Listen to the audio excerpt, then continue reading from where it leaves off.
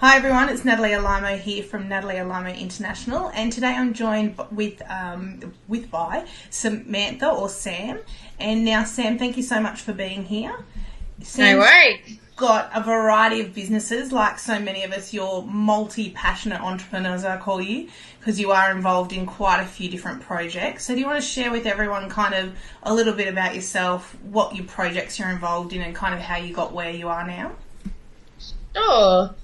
Well, it's funny because my background isn't actually business. I kind of just stumbled into it, which maybe lots of people do. My background is actually community development and social work. And I guess I started to see that some of that money was drying up, and so we needed to get more creative about how we were to fund stuff. So that's where business kind of came into it, and so that's kind of where it all started. And I started out with some social enterprise ideas and various different things, and had some kids far out in the kids. And then was approached by Business Babes, which is a program supported by the Body Shop and Wise Foundation that supports mums with kids who are trying to start up small business from home. So that really opened me up to the world of business and all the amazing ideas and opportunities that were out there. So I've been working with them. I'm now the trainer for that program for over 3 years now. And I guess being in that kind of environment with all those kind of ideas and people really help inspire new ideas and different things going on. So I kind of, it's like a new idea every week at the moment. It's a bit insane. But what I've actually managed to decide was good enough to do, I guess after my initial businesses, which were Biddy Bags, I could see the potential in social media and the internet and the online world, and thought that was a really good space to get into because I could manage to do some stuff on there from home, having kids and having those kind of commitments. So decided to start playing around with some different Facebook stuff, and I created a Facebook page called Aldi Mum. And decided to just try and grow that. I guess I didn't really know where things were going to head. So this was before Facebook was really, I guess, as big as it is now. So in some ways I was lucky because I was an early adopter in that world, and kind of created a blog. And, that was a couple of years back now. So now that is about 22,000 followers I have on that page. So I guess through that and understanding how to run a page, put out content, get engagement, and enjoy myself at the same time, I developed Sam Shazam. So I guess, whenever anyone gets successful at doing anything, lots of people ask for help around that. So Sam Shazam kind of came along, and that is just a consultancy that I run that helps people and businesses understand how to use Facebook and get the most out of it. I really focus on that because that's, for me, what I'm good at and what I've worked out. And then I guess through that, it's kind of the evolution keeps happening, and I think that's the reality of business, that it's not stagnant, it doesn't stop, you don't suddenly get there and that's it. It's this constant evolution of what next. And I'm also in the process of organising an event called the Big Night Off. And the idea is when online meets offline. Scary, I know. And so, it's just a night off for mums to come and hang out and have a good time together, and using our social media networks. So, we've been in a relationship with the people on those networks for years now. Like, why not have some real life touchy-feeliness and not sit behind a computer all the time. So, and that's been really interesting, and there's been a lot of interest in that, in people wanting to get behind it and support it, and so that's been really good. So that's probably been the last few years, and what I've kind of been up to. Awesome. I was talking to someone this morning, Louise, and she was saying that you don't realise what you do in the past kind of gets you to where you are right now. And it's interesting that you started off building communities and things offline, and now you're kind of just really moving that online and moving with technology. Did you ever think of the connection when you first started with Animals? I think I've always known that, I have a degree in human services, which is part community development, part counselling. And I've kind of always known as a result of that counselling degree that you develop skills in how to communicate with people. And I realised really early on that was a really invaluable skill that I had, which may have set apart what I was doing a little bit more. I mean, social media is an interesting world. It's really good and it's really bad, and I see lots of stuff go really bad really often. Yeah. And I think it's really important to have the skills to know what your issues are, what someone else's issue is, and how to respond to that. Because if you respond wrong emotionally because they've triggered something in you that, you know, something, you know, that can just spiral and can be good and bad. So I guess for me, I did realise that having some skills to know how to manage and communicate with the community so that everyone feels welcome and everyone feels like they're being listened to, but can also have an opinion and not get shot down for that, and it doesn't have to turn into this big, crazy, opinionated space, was very helpful. And sometimes what I kind of see is missing in other spaces, it's just like, you know, if you find success on social media and ends up with, you know, thousands of followers,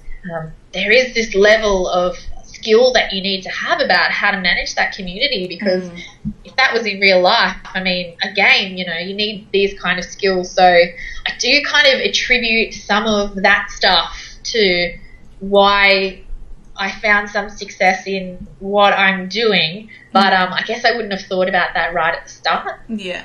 And I guess also, you know, with online, there's no tonality. So whilst you're sitting behind a computer thinking one thing, the person that's receiving it thinking completely different. And it is quite an art form of a skill to make sure that those things don't inflame into bigger than Ben-Hur situations. Absolutely. And even me, who kind of knows how to post and not post sometimes, still gets it wrong. And I still have posted stuff and, like, people have gotten angry and offended. And it's like, oh, I didn't mean it like that.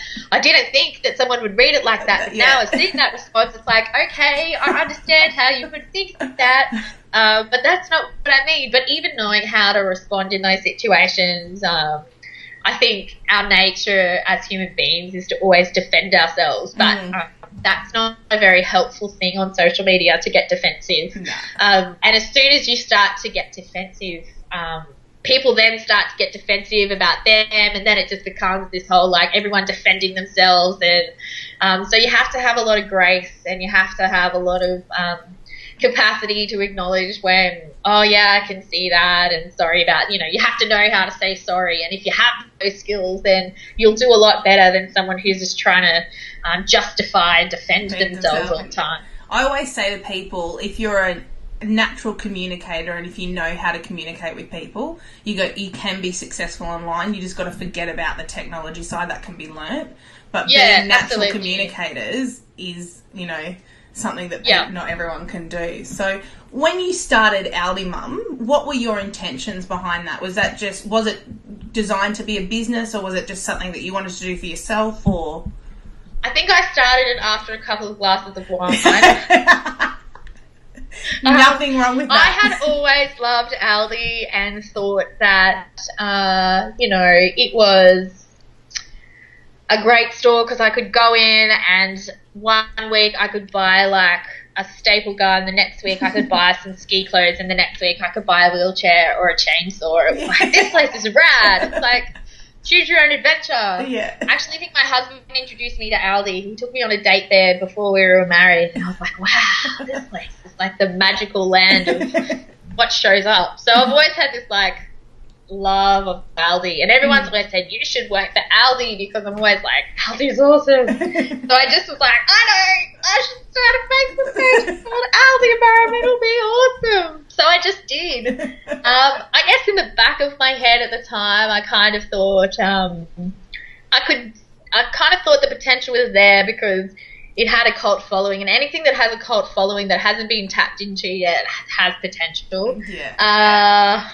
But at the same time, I just like to learn stuff. I don't I wasn't really into Facebook much until I started Aldi Mum. I need purpose to get into things, and I don't just generally do things for no reason and faff about. I'm always like on task, learning something. So at the least, I was like, this will teach me about this space. Yeah, I mean, I'm pretty intentional about most things that I do, but I guess I didn't know that Aldi Mum would work as successfully as it did when I first started out. Yeah. Okay. So with Aldi Mum and the growth of the community, what were some of the techniques that you used to build your great community that you've got on the page? So one of the main things was that I did not look at what anyone else was doing at any point in time. So I know that a lot of people will tend to watch what other people are doing and copy them or reproduce similar ideas and ways of running. I never do that with anything that I do, because then you're just the same as everyone else. So there's nothing actually unique and awesome about you. You're just like wearing the same clothes that everyone else is wearing. So you get lost in crowds. Yeah.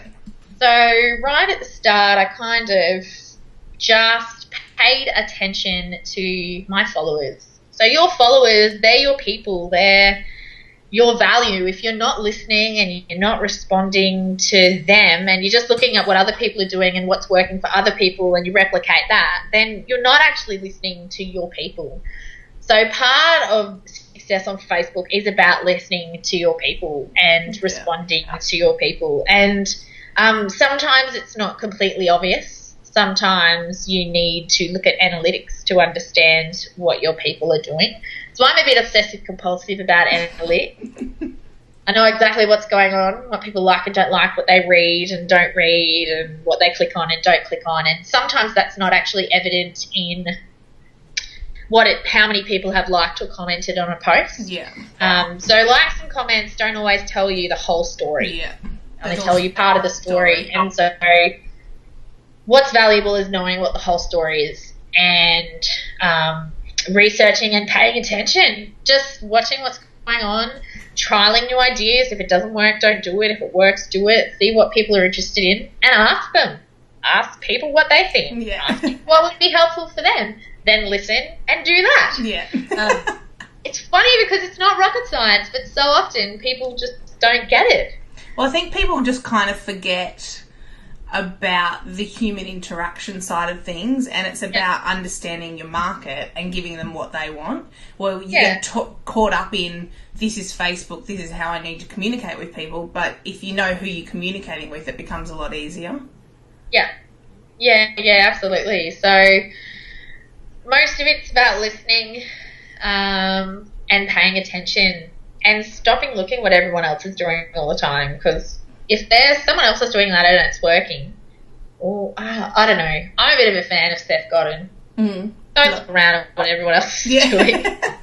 Just get a vision, get your own vision, and head towards that, and be ahead of the game. Not like don't follow everyone otherwise else. you won't stand out. You'll just look like everybody else, and no one will notice. Have you found that over your time the style of posts have changed or evolved? Because I noticed recently a lot, like I think we've only met a couple of months ago, you do a lot of picture-based posts of actual products, and that in itself just starts a conversation for you. When you started out, did you find that you were doing similar types of posts, or were they different then?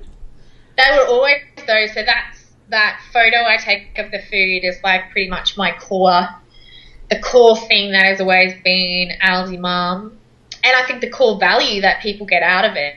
So although on those posts they probably don't get as much engagement as like the funny or sarcastic stuff that you post. Yeah. That's the stuff that people keep saying is the value. So if I was to just get rid of that and do funny sarcastic, that's what everyone's doing. So they could find that elsewhere. What people can't find elsewhere is the food reviews and the product reviews from Aldi that are being done by people with no bias around that. And, you know, it's actually at the point now where I actually don't review products personally. So I just pop up the photo. So no one can ever come back and say to me, oh, you were saying this. And, you know, for Aldi, it's like, I actually don't say anything. All I do is put it up and facilitate a community of women who shop at Aldi to have a conversation about what they think about things. Yeah. And then people read that and decide, do I want to try that, yes or no, based on completely unbiased opinions of women who, you know, shop at Aldi. And it works really great and they love it. Yeah. So those pictures are, and, you know, part of why I decided to do the pictures was because I capture that post for forever. Yeah. So if I just do a status update, that gets lost and there's no way of going back and finding that easily in a systematic kind of way. Whereas if I post a photo, it's actually really easy to go find that photo. If someone was to ask about, lots of people ask about the baby formula, I can go and find the photo of the baby formula, which has attached to it, you know, over 100 comments from women about what they think about that. And then someone can, you know, go back and find that quite easily. So it was an easier way to keep the content to be able to source and tracked by people who want to find out stuff from the past on the page. Yeah, awesome. And what do you see happening in the future with Aldi Mum? Are you just going to keep consistently doing the same thing, or have you got a new idea up your sleeve that... I think I'll just keep... I mean, at the moment it's working really well and people seem to be in it. I mean... It's more about me getting bored and needing to, like, do something fun. A true entrepreneur. I've done fun stuff, like, back in the early days when there was less likers, it was like, if 1,000 people like this post, I will go to Aldi, buy a unicycle, and make a video of myself attempting to ride it. So I like to do stuff like that. That's kind of fun. Or I've done the same one with the hula hoops. I went to Aldi, got myself some hula hoops, and made a little video of me attempting to hula hoop. I'm just waiting for the pogo stick to come back. I'm like, where's that pogo stick? I want to do a pogo stick. I think that'll be fun. I started doing some live food reviews too. That's more like just eating food on camera, being like, ooh, look at this. Look at this food. That's more about me. Just and was that well received by people? Yeah, I think they loved it. It was hilarious. Well, I think it was. Well, I guess also you're one of those people that you've got a big personality that's really comes through on the page that helps people, you know, relate. And I guess also because have you got 3 kids? 2. 2 kids. So you're a mother, you've got your own business, you've got 2 kids. You're in there shopping with Aldi as well. Yeah. You're not up here as a thought leader. You're part of their community, which I think makes sense. Yeah, absolutely. I am an Aldi mum. Yeah. I shop Aldi. I have my gripes. I have my happy place. Yeah. I express it all. It's not all good, you know. The thing with Aldi is they do sponsor me to do giveaways on the blog. Yeah. Is there a web page attached to it as well? I do have aldimum.blogspot.com, okay. But I don't post on there heaps. That's more about Google. Yep. And people can find out about me on Google, kind of, it'll take you to like a website versus taking you to a Facebook page. Yeah. And then on the page, the idea is it just kind of brings you to the Facebook page because that's really where the community lives. Yeah, cool. Yeah, because I'm like, I don't think I've ever seen the website, but I'll go and check it out. Yeah, there is a And did you find that when you're growing the community, have you played around with any Facebook ads, or it's all been organic? I have done some Facebook ads right at the start when I was just trying to get the numbers up. So this is right at the start. How do you get out there? There's only so far you can go annoying your friends to like your own page. Yeah. And so that worked. But at the same time, I did that when Facebook ads were not popular. So it was like, again, part of that early adopter stuff where now, like, the cost of Facebook ads and, like, has really skyrocketed since then. And, you know, I do think there is value in Facebook ads. Yeah. But it does cost a lot more these days. Yeah, definitely. Well, and I think... But I don't do anything like that these days. These days it's all just organic. Did you find that when you were building the community that you got to a certain number of fans and it kind of then skyrocketed exponentially by itself? And do you remember what that number was?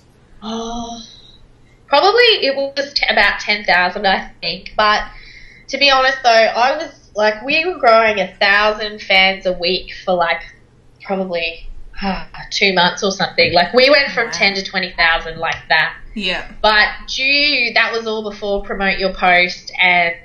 was the first 10 the hardest then? And then the other 10 kind of just happened by itself?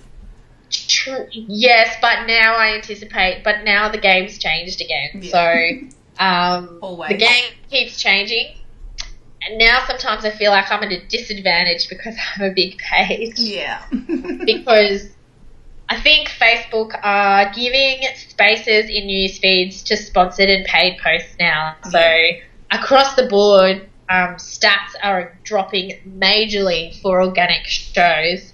And that's really affecting page growth numbers. Yeah. But when you have pages the size of like something like Alzimum, if you want to promote a post, it's anywhere between $1 to $1.5, like $100 to $1,500 to promote one post. Whereas some of the smaller pages that I run, you know, it's $5 or $10 to promote it, which is a lot more affordable. Yeah. So those big pages, I think, for smaller to medium-sized businesses are actually will be worse for your business than to stay small, targeted and niche, because the only way you're going to get in front of people these days is to promote posts. And the other thing that is kind of bad is hold on, it's gone out of my brain. But anyway, I have a bit of a thing with this whole thing that's right. What I don't understand is you pay Facebook to get likes, like through advertising, and then you have to pay to advertise to those people. Yeah. Kind of, it didn't used to be like that, but it's becoming a little bit difficult because of all of that stuff. Yeah. So the bigger your page, the worse it is. You just want people who like and follow you, who are interested in you. Yeah. Because if you get all these likers that aren't, and you're paying to promote them, and they were never going to buy from you anyway, it's kind of insane and not really worth it. And they also say, you know, with you talking about this number and with engagement, that it's easier for smaller pages to get more, to reach more of their fan base anyway. And, you know, with the promoted posts and all the stuff that's going on, it clearly seems to be the way that it's going. So I think businesses have to be careful promoting posts as well, and I don't know. I know in my personal news feed, it is starting to get quite cluttered with these sponsored posts. And I keep seeing, so here's an example. There is a Facebook page called Get 10,000 Fans. Yeah. And they keep promoting the same post. And the post is huge. And so Facebook used my friends who really like that page, they say blah, blah, blah, blah, blah, blah, likes this page, related post. And these people did not like this post. This post just keeps appearing every week, and it's really annoying. And I'm like, get out of my feed. So it turns you off more. I can't delete it. I can't get rid of it.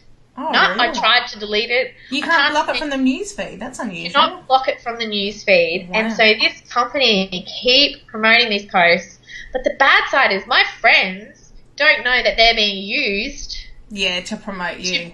So I'm like, what the heck is like Facebook promoting using my face to my friends? Yeah. Because they haven't interacted with this post. They've so from a business point of view, you have to put on that hat as well. So it's like, what do I find annoying on here? What am I doing as my business? And is that actually annoying people?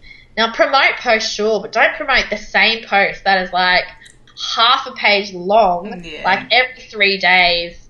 Oh, like you just annoy people. And are you a fan of that page? No, I'm not. Oh, so they're trying to get me a fan of that page. Yeah, because I'm a fan of that page and I hardly ever see any of their posts. Yeah, I know. I have thought maybe I just need to like the page so I stop seeing it. But I'm like, no, I'm not doing that. I'm not being bullied to like your page. I don't want to. But it's interesting, though, as a fan, you would expect me to see more than a non-fan. But because of the promoted post, you're seeing all this stuff. And I'm not even a fan. And you're not interested in it, yeah. And they're paying to show me and I'm not even interested. Yeah. But they may have selected, like, promote to people who don't like the page. But I'm like, you just have to be smart with what you're doing, and I don't know, you have to think about it. It's not just like, oh, just try this. It's kind of like try, track. If it works, keep doing it. If it doesn't work, try something else. Don't just throw it all out there and not know what you're doing. So what are some of the things that you are seeing that are working well on Facebook at the moment then? Oh, what's working well on Facebook? Well, I just helped a business yesterday who had Yesterday they had 190 followers, and today they have 1,300. Wow. That's awesome. So can you share some of the strategies you use for that? Oh, it was just, it was using a competition, I guess, with the like gate to enter, so that people had to like the page to enter the competition to get in. But there are lots of Facebook competitions. It's being smart about what the competition is and who you're promoting it to, and trying to get people on board to do that. So, I helped this company with that, and it worked. And it's just about being smart, and they haven't necessarily used their product in the competition, using some other things that are of interest to their target market. So it is their target market coming over to lock their page and be in that space, but they've separated it from, promoting their product and running the competition. So it's just not trying to do everything all at the same time, but just breaking it down into specific different things that you're doing at different times. And also making sure that they're getting the right people on the page. Yeah, and making sure they're getting the right people on the page. And were you drawing people to the competition by using Facebook ads? That is one of the strategies. But we only launched the competition yesterday, and it runs for a month. So it'll be interesting to see. And so, ads were only approved, yesterday. So we're not sure yet what the ad ratio will be for people joining. Yeah. How are you finding ad approvals? I had some the other day that got approved within an hour. Others took 24 hours. And then I had some that were exactly the same as some that got approved that didn't get approved. It's just all over the place at the moment for my Facebook ads account. I haven't done heaps of ads, but I've never not been approved. But they end up being too expensive for me sometimes, and I think I can be more creative. Yeah. I just think competition is really high for them at the moment, so people are paying lots of money for those spaces. Yeah, definitely. Well, and I wonder how, as time goes on, whether they will be as effective as they were. Yeah. And there's also a lot more spammy ads I'm seeing coming up. Yeah. They're just trying to promote crap that aren't really relevant. Well, that's why it's moving into the feed now, because people aren't paying attention of the sidebar, so they're trying to get people in the feed. It's actually really bad. It's going to possibly ruin Facebook, but we'll just see what happens. We'll have to see. Well, like you say, if you're getting stuff in your feed that you're not interested in, it doesn't matter how much they pay. It's just going to annoy you rather. So exactly, and you have no control. Like before, your feed was about you, and you had control of what was in there. Yeah. But now stuff's popping up and I can't get rid of it if I don't want it there, and that's really bad. That's bad. For you're annoying people, and it's bad for Facebook because people will just get over it. Yeah. Exactly. So I wonder where everyone will move to. I was reading an article today that Pinterest is sending a lot more organic traffic now than Yahoo. So maybe everyone's going to be moving. Yeah. I mean, I'm on Pinterest as well. I think Pinterest is interesting. I think last year, supposedly, Pinterest drove more sales to retail business than Google. Yeah, I saw that as well. Yeah, and it also appears that people coming from Pinterest are higher spenders than Facebook and YouTube and Google and stuff. Yeah. Average dollar sales higher. Definitely. The market is educated women with money. Yeah. Who doesn't want to be in front of them? Exactly right. Exactly right. So do you have anything else that you want to share in the world of technology, social media, Facebook, anything that's going on in your world? Not really. I mean, I think part of the key is that you have to make sure that you have a life outside of that world so that you actually can tap into the human experience in that world. See, I'm very social. I'm very much on Facebook, but I'm very much in a real life with real life friends. I'm married with kids, but last night I'm at my mate's house with 4 girlfriends, eating pie and, hanging out on the deck. And on the weekend I was at a raw food bake-off, and I have a life, I take my kids to mum's groups, and through that, it's those relationships with different people where you start to understand humans and the human condition, and that enables you to be able to speak in a relatable way on social media. So if you become so busy and in your business that all you are is sitting behind a desk trying to run these spaces, and you forget to have that real life connection with people of just conversations in life, you'll lose people because you will cease to be relevant. Because most people aren't sitting there like we are online. They're living their life to some degree, and you have to be aware of that and be able to tap into that in the online world. Because what people are after is connection, help, relationship, and you need to have that offline real experience to provide that in an online kind of way. Otherwise, you just become a bit freaky, really. Yeah. And unrelatable. Yeah. Like all the people from foreign countries sending you messages wanting to marry you and all that stuff. You're like, oh, freaky. Yes. Yeah. Exactly. Well, thank you very much for your time. Really appreciate it. And if people want to find you online, are they best to jump over to Alaimo? And what was the other one? The Big Night Out? Big Day Out? The Big Night Off. Big Night Off, yep. Alaimo or Sam Shazam. But Sam Shazam is with a double Z AM, not one. Okay. Although if you do go to Sam Shazam with one, you'll be pleasantly surprised. It's very amusing. So I never mind if people accidentally stumble across that instead of me. Fantastic. Well, I'll put all the links below the video when I release it on my blog anyway. So thank you so much for your time, and I'll speak to you soon. Thanks, Sam. Thanks. Bye. Bye.